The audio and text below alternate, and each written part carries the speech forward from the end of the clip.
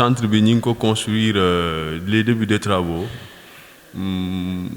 l'année 2020 mais 2021 le disponible 2021 le commencé fonctionnel ci lañ commencé affecter un personnel pour ñu commencer les enseignements apprentissages mais ñi ngi démarrer les enseignements apprentissages en 2022 l'année scolaire 2021-2022 waaw ci lañ démarrer les enseignements apprentissages. Le nombre d'élèves, nous avons 14 élèves répartis en différentes filières, différentes classes aussi. Waaw, nous avons pour le moment 2 filières fonctionnelles, à savoir la filière électricité et aussi la filière maçonnerie. Bon, en électricité, nous avons 2 classes de CAP et une classe en ATC. Donc pour les classes d'ATC, nous avons 5.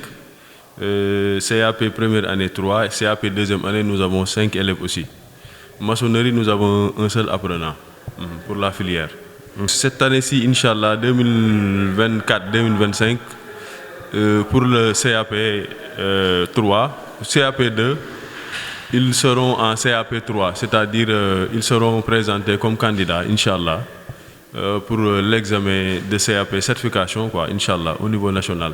Nous avons, le centre a été construit pour 3 filières, mais d'autres filières peuvent venir, Inch'Allah.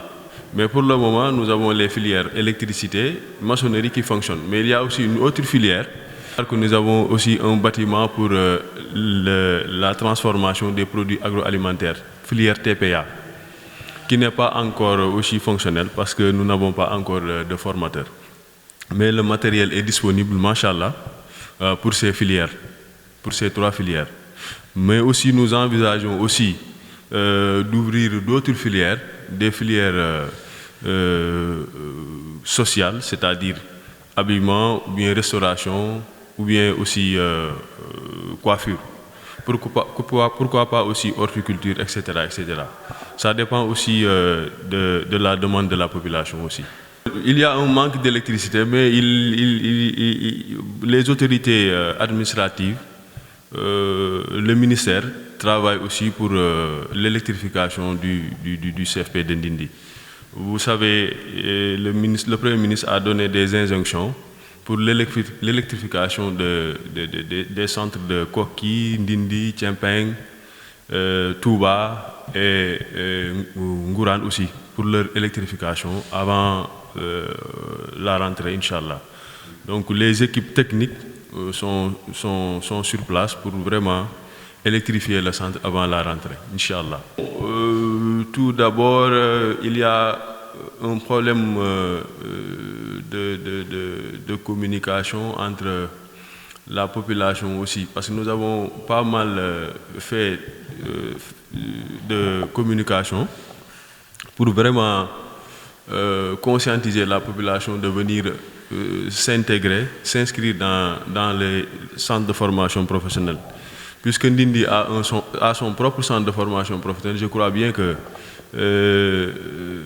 la population doit vraiment venir en masse pour être formée. Parce que nous formons des gens qui seront capables demain d'être autonomes, effectivement, d'être autonomes, vraiment d'avoir un métier aussi. Parce que je pense bien que, comme l'a si bien dit le président Diomaye, la formation professionnelle est le levier du développement. Mais je crois que les jeunes doivent être conscients de cela pour vraiment s'intégrer dans les CFP. Le centre est très bien construit. Il est très bien construit. Nous avons 5 bureaux. Le bureau du directeur, le bureau du gestionnaire, du chef des travaux, du comptable des matières et aussi du surveillant. Nous avons aussi 8 salles de classe fonctionnelles. Nous avons aussi des hangars. Nous avons des hangars en électricité et en maçonnerie. Et aussi une salle réservée pour la transformation des produits agroalimentaires. Nous avons aussi une salle informatique qui est bien équipée aussi. Nous avons aussi des chambres de passage, 5 chambres de passage, climatisées et bien équipées aussi. Nous avons aussi une salle de réunion qui peut contenir plus de 50 personnes. Donc vous voyez que vraiment nous avons un bijou ici à Ndindi. Donc je lance un appel solennel, puisque nous sommes dans la rentrée scolaire. Je demande un appel aux populations de venir nous aider, nous épauler pour le désherbage de l'établissement.